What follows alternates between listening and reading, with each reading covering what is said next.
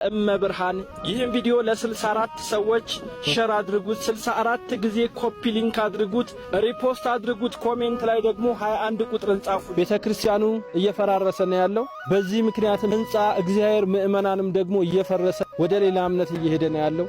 እዚህ አካባቢ መጣችሁ ብታዩት ቁጭት ይሰማችኋል፣ ታለቅሳላችሁ፣ ታነባላችሁ። ስለ ቅዱስ ሚካኤል ብላችሁ እርዱን። ቤተ መቅደሱን እንስራ፣ የምእመናኑን ስነ ልቦናን መልስ፣ የፈረሰውን እንጠግን፣ የሄዱትን እንመልስ።